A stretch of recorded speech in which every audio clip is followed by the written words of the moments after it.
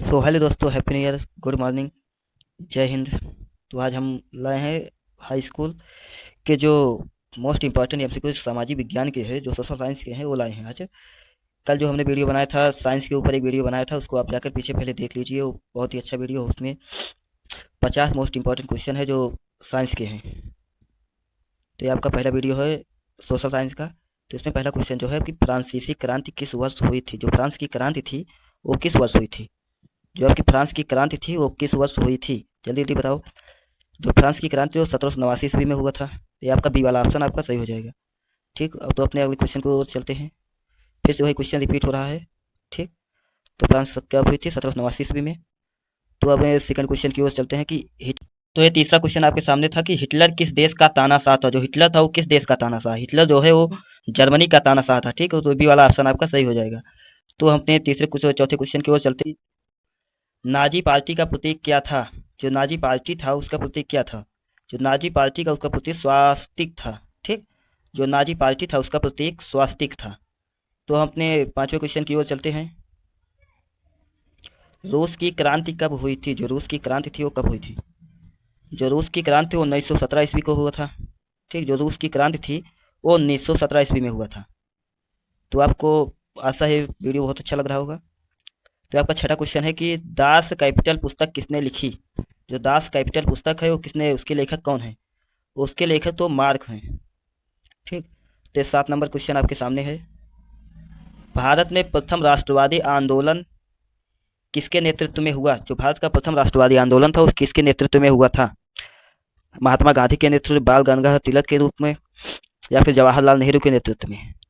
जो भारत में प्रथम राष्ट्रवादी आंदोलन था वो महात्मा गांधी के नेतृत्व में हुआ था।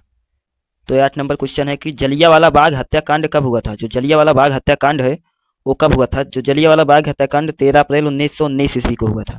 ठीक, जलियांवाला बाग हत्याकांड जो है 13 अप्रैल 1919 ईस्वी को हुआ था।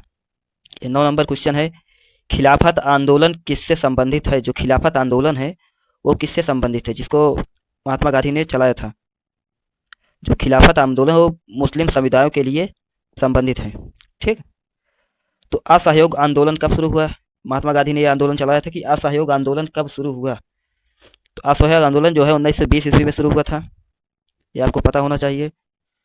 भारत छोड़ो आंदोलन किस वर्ष हुआ था? ये आपका 11 नंबर क्वेश्चन है कि भारत छोड़ो आंदोलन किस वर्ष हुआ था? जो भारत छोड़ो आंदोलन था वो किस वर्ष हुआ था? सन 1942 ईस्वी में महात्मा गांधी ने ये नारा कर दिया था कि अब अंग्रेजों को भारत छोड़ना पड़ेगा। तब 1942 ईस्वी में भारत छोड़ो आंदोलन पारित किया गया। 12 नंबर क्वेश्चन सविनय अवज्ञा आंदोलन किसने शुरू किया? जो सविनय अवज्ञा आंदोलन है वो किसने शुरू किया था या किससे शुरू हुआ था? जो सविनय अवज्ञा आंदोलन है वो नमक सत्याग्रह के उपलक्ष्य में शुरू किया था। उसमें नमक के ऊपर भी तब टैक्स था, इसलिए वो सविनय अवज्ञा आंदोलन गांधी जी ने चलाया था। दांडी मार्च का नेतृत्व किसने किया? 13 नंबर क्वेश्चन है कि दांडी मार्च का नेतृत्व किसने किया? तो ये ऑप्शन हो जाएगा आपका सी, गांधी ने किया था।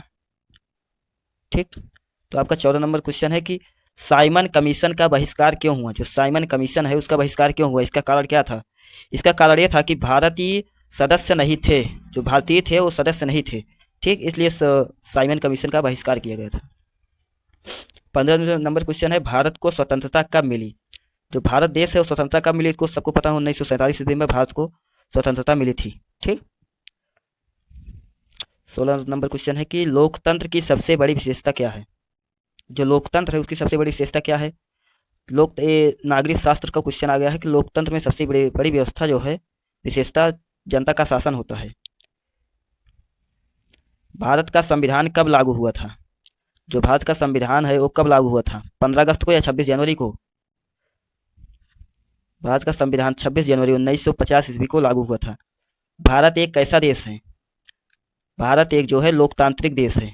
ठीक, तो सी वाला ऑप्शन आपका सही हो जाएगा। 19 नंबर क्वेश्चन है कि मौलिक अधिकार कितने हैं?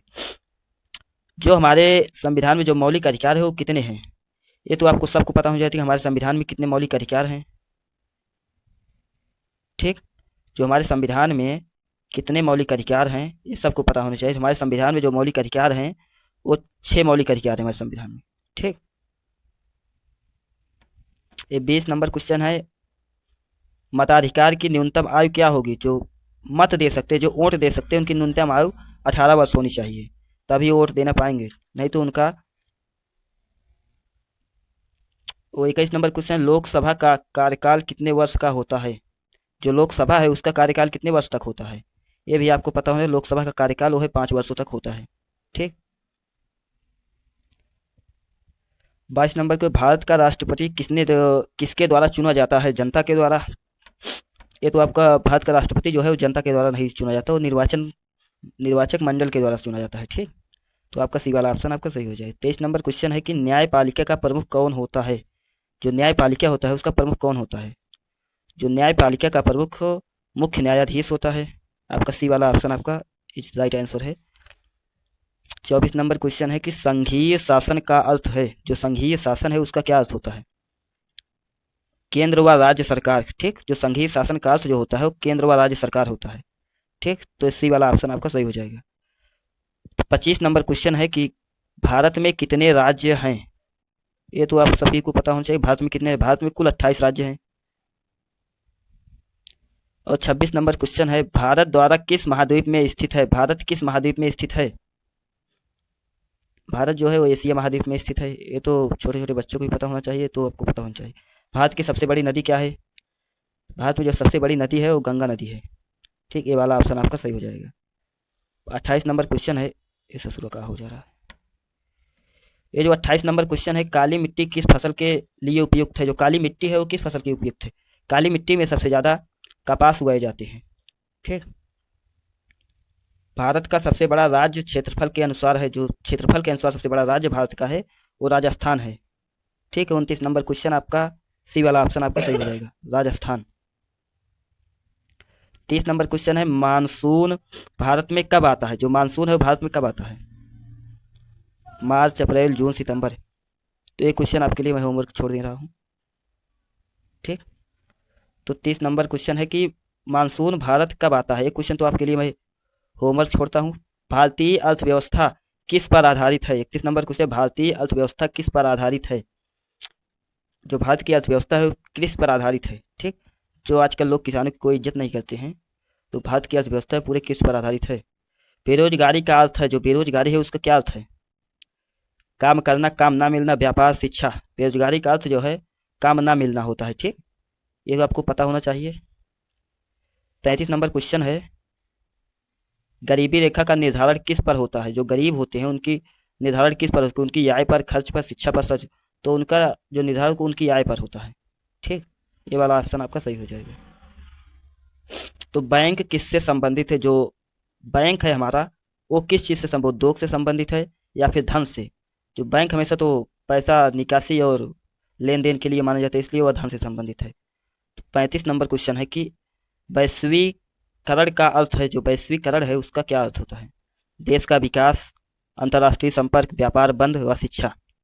जो वैश्वीकरण है वो अंतर्राष्ट्रीय संपर्क के उस उपलक्ष्य में माना जाता है। ठीक। वीडियो अच्छी लगी तो आप सभी लोग लाइक करें, सब्सक्राइब कर दें। तो ऐसे कल मैं एक वीडियो और सामाजिक विज्ञान के ऊपर बना दूंगा, उसके बाद मैं अंग्रेजी की ओर चलेंगे, तो अंग्रेजी का 1-2 वीडियो हम बना देंगे। ठीक। धन्यवाद।